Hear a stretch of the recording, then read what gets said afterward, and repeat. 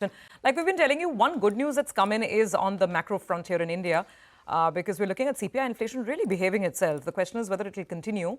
A lot of, the guests that we've been speaking to kind of indicate that, with the monsoons expected to be bountiful, perhaps this ugly monster of food inflation, perhaps it's, well and truly behind us. I think we'll have Latha join in just a second to talk about this. Yeah, I think we have Latha. Latha, good morning. So good news coming in on inflation. Oh, yes. And it's important that it's repeating, month after month. At the moment, this, of course, for breaking records, 6-year low at 3.16. The last we saw it was in mid-July. And largely dragged down by food. Food is at 1.78% inflation. And that is, again, a 42-month low, which is what? 3.5-year low. And the components, cereal, vegetables are down even month on month. Cereals usually fall April over March, but vegetables start inching up because it is summer. This time we've seen vegetables fall 7% month on month. And of course, they are down a good 10-11% compared to year-ago levels. And mind you, this is food inflation is lower in spite of milk prices having been raised in April. So this is very good numbers. And I just want to point out a data detail. This is the 4th month that inflation is surprising our poll.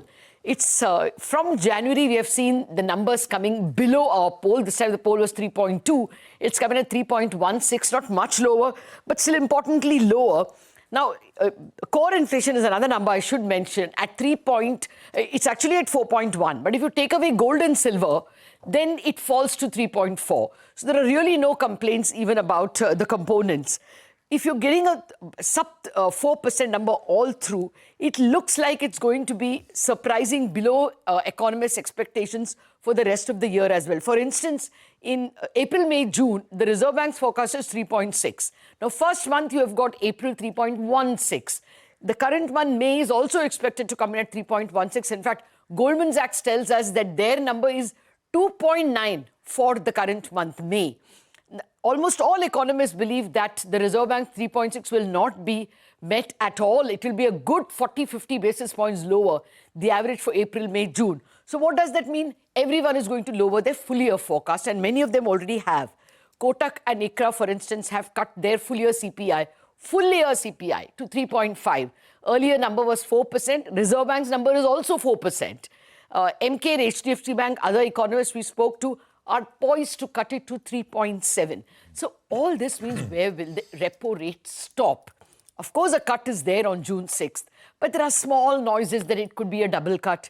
Then there are noises that it need not be just 2 cuts. You don't have to go to 5.5. If inflation is going down to 3.5, then you normally keep 1.5% plus.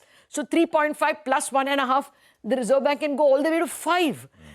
Kotak is saying that they're expecting 4 more cuts. So the point is the market is expecting a lot of help from the Reserve Bank, not just liquidity, but also rate cuts. The US CPI has also come in slightly softer than expected. So even from the global front, there isn't much of a challenge. We should expect a dovish RBI. Latha, thank you very much for that. Guys, by the way, when Latha talked about food prices, have you checked on mango prices?